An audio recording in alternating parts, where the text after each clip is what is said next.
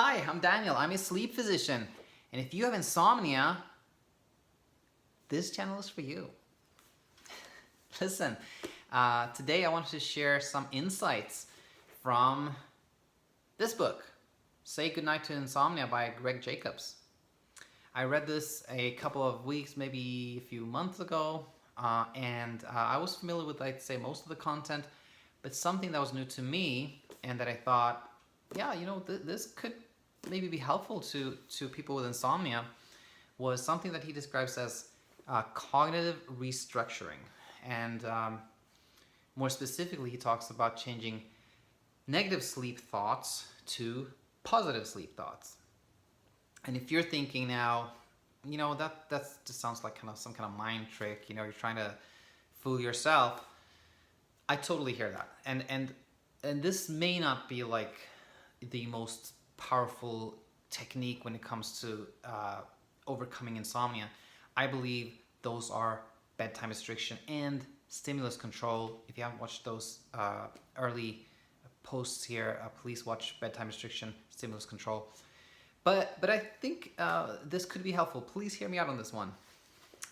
So without further ado, I will read a few negative sleep thoughts followed by some positive sleep thoughts from a person named Lauren from this book. And Lauren has a long history of insomnia. And at the beginning of her filling out a sleep diary, she writes down some negative sleep thoughts, which are: I don't think I can fall back to sleep. I can't fall asleep without a sleeping pill. This is going to be another night of insomnia. My insomnia is getting worse. I need more sleep. Oh no, I'm awake. And then she started recording more positive sleep thoughts as she's progressing with her diary. And those are: I always fall back to sleep sooner or later. I need to sleep less than I thought. My sleep is getting better and better. My sleep will be improving as I learn these techniques, CBTI techniques that is. If I get my core sleep, I will be able to function during the day.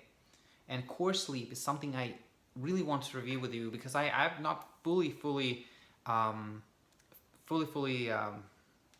understood the concept myself, but essentially it revolves around, there is a certain kind of minimum number of sleep that is your core sleep, and you can function relatively well if you get that. But anyway, enough of that now. So anyway,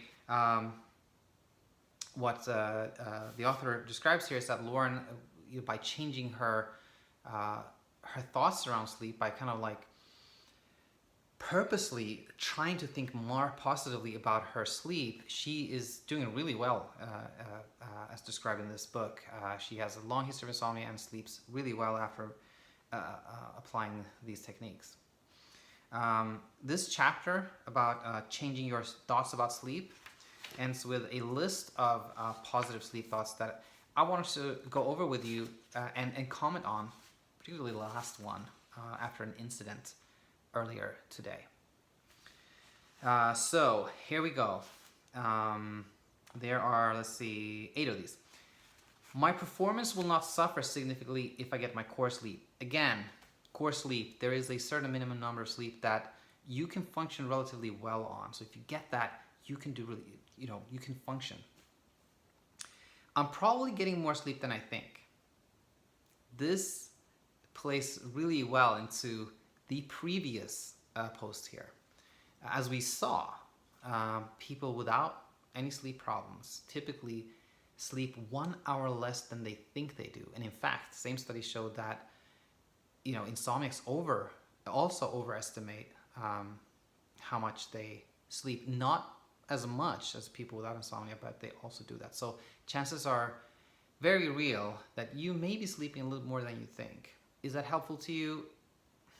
I can totally see how you'd feel like, so what if I sleep a little bit more than I think I do? I still don't feel well. Well, I understand that, but perhaps if you know that you sleep, not 4.5 hours, but you actually sleep 5 hours and 15 minutes or so, maybe you feel that you're not so far off the mark in terms of like what's considered normal, which I don't believe in, but you feel like maybe you're not as sleep deprived as you think you are, and I definitely seen some patients that you do a sleep study and you confirm that they sleep a little more than they think they do, and that is reassuring to them, maybe it'll be a bit reassuring to you.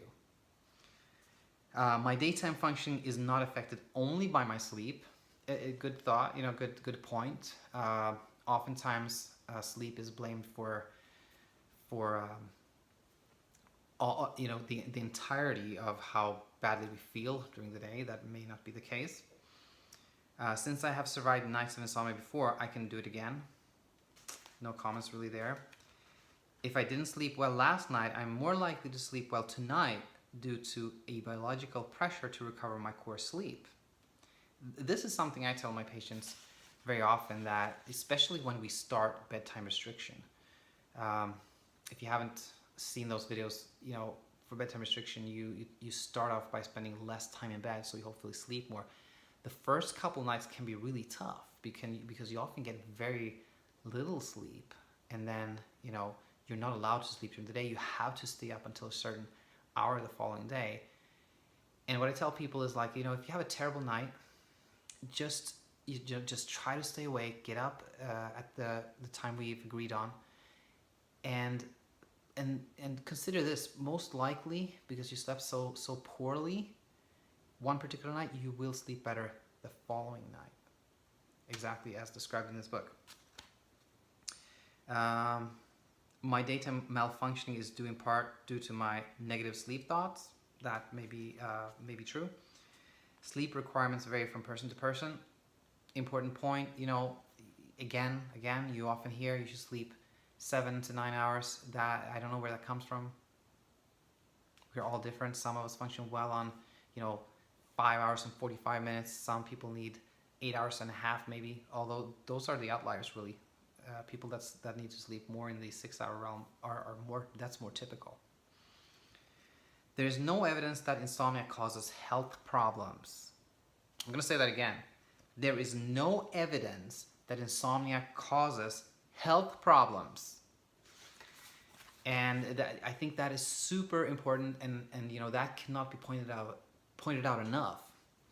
And the reason I think that's so important is that so many people have insomnia because they are afraid that not sleeping enough is going to cause, cancer, hypertension, diabetes, all types of health issues.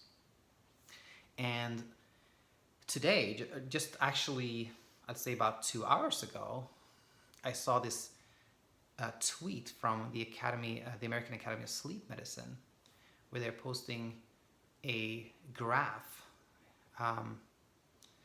showing that your heart rate is lower if you get about 7 hours of sleep compared to you getting, let's say, 5 hours of sleep on an average basis. And they're saying that, okay, this shows you that a little bit more than 7 hours is ideal, because of course, if you have a higher heart rate, that's gonna, that implies that you have some underlying stress, and that's not good for you. You may have negative cardiovascular outcome because of that. Now, there's so many issues with this. First of all, why does the Academy of Sleep Medicine, who endorses and states that cognitive behavioral therapy is first-line therapy for insomnia, how can they spread this notion that sleeping less than 7 hours is harmful to you? It's terrible. And what conceivable difference does a difference of 3 beats per minute do to your health? If your heart rate is 66 or 69, what difference is that going to make, really? So I was very upset. I let them know that. I don't think they're paying any attention. But, hopefully one day, if, people like maybe yourself, myself, people who believe that, everybody's different. Some of us need more sleep, some of us need less sleep. Who believe that, until there's any type of evidence that sleeping less than X amount of hours is harmful, we shouldn't be taught, we shouldn't spread that notion. It's very harmful, particularly for people with insomnia. Maybe if we can all come together and create some kind of you know, create some kind of association, then maybe we could have a voice. That was all for today. I hope I shared something that was helpful to you. And I have much more to tell you about. And I hope to see you here very, very soon. Have a good night.